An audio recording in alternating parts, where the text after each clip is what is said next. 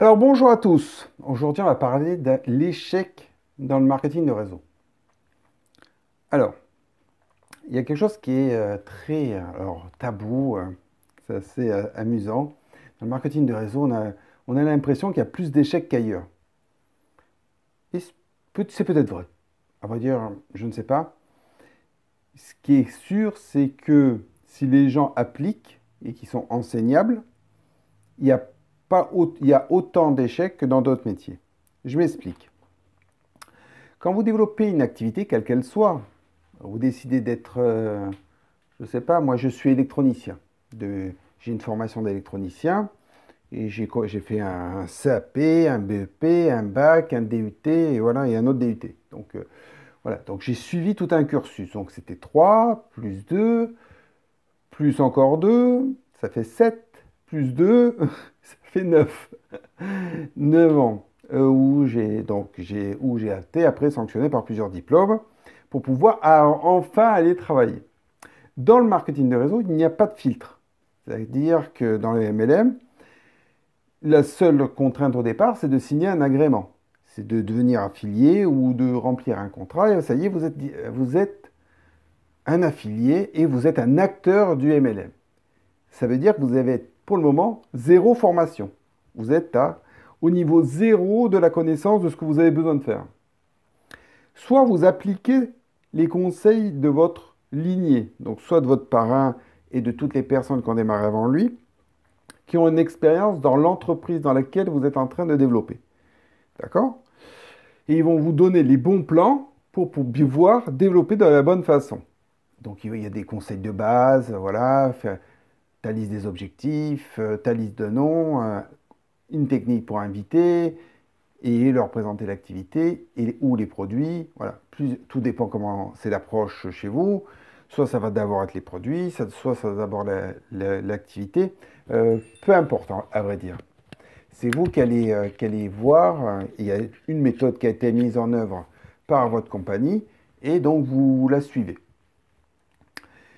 Mais sauf que la plupart des gens, de n'importe n'importe quel niveau hein, des gens, ils vont comment dire, devenir plus intelligents que tout le restant de leur vie. C'est-à-dire que parce qu'ils ont signé un contrat, ils en savent plus que vous. Non, il y a pas, voilà. Ils en savent plus. C'est évident. Vous ne savez rien. Et eux, ils savent mieux que vous. Et qu'est-ce qui se passe? Ils se prennent une porte. Alors pour les moins résistants, ils se prennent une porte, ils arrêtent. Ça y est, ils font partie de cette grande famille des gens qui ont essayé le marketing de réseau et qui ont fait un échec.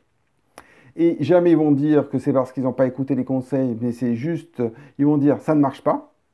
Ok? Les plus courageux vont se prendre deux, trois portes et ils vont arrêter. Trois, alors des portes, hein, je m'explique, trois ou quatre refus. Et comme les gens n'aiment pas les refus, qu'est-ce qui se passe au bout d'un moment? Ah non, c'est trop dur. Ou soit l'excuse que j'aime le plus, c'est ah non, là, je peux pas le faire parce que j'ai un gros travail, une grosse mission qui est tombée du travail. C'est oh, quand même ma préférée. Je crois que c'était l'année dernière, quand Donald Trump a été élu. J'ai lu ça quelque part. Quelqu'un qui a dit, ah non, j'arrête mon activité parce que Donald Trump a été élu. Et comme c'était une compagnie américaine, c'est la pire excuse que j'ai pu trouver. Mais les gens ont plein d'idées pour trouver des excuses pour ne pas faire quand ils se sentent incapables de faire quelque chose. Mais souvent, ils ne sont pas capables parce qu'ils n'appliquent pas les conseils qu'on veut bien leur donner pour développer cette activité. Donc, il y a de l'échec dans le marketing de réseau, mais pas plus qu'ailleurs. Du moment où on applique les conseils vraiment à la lettre, eh bien, il y a toutes les personnes qui appliquent pendant 1, 2, 3 ans, eh bien, ils obtiennent des résultats. Mais ce qui est intéressant, c'est que pendant votre ascension, vous allez commencer à gagner de l'argent. Alors bien sûr, il y a le fait de pouvoir commander, rester qualifié, tout ça, il y a tout plein d'aspects. Donc, vous avez vraiment besoin de vous tester pour pouvoir obtenir de la clientèle, d'avoir quelques clients.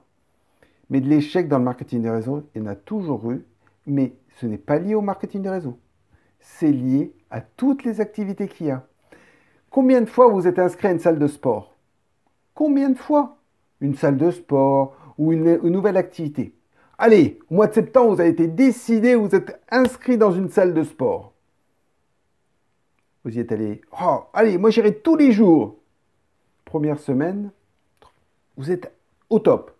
Deuxième semaine, oh, se lever à 6 heures pour aller à la salle de sport. Oh non, j'ai pas trop envie. Oh, j'irai demain. Le demain va assez loin. Si vous y allez le lendemain, c'est bien.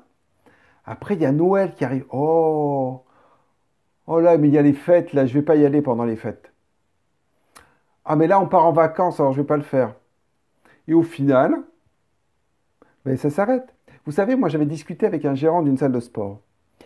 Je lui disais, mais comment tu fais pour recruter?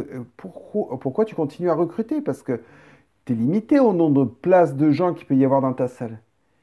Il me dit, on prend le maximum d'occupation de la salle et on considère qu'il n'y a que 10% des abonnés qui viennent. Tant que mes 10% d'abonnés ne correspondent pas à l'occupation totale de ma salle, je continue de prendre des abonnés. Donc ça veut dire qu'il peut en prendre toute l'année. Vous voyez? Et on est tous comme ça. Donc oui, c'est vrai, il peut y avoir de l'échec, mais pas plus qu'ailleurs. Donc appliquez bien les conseils de votre lignée et vous aurez du succès dans le marketing de réseau. Au revoir et à bientôt.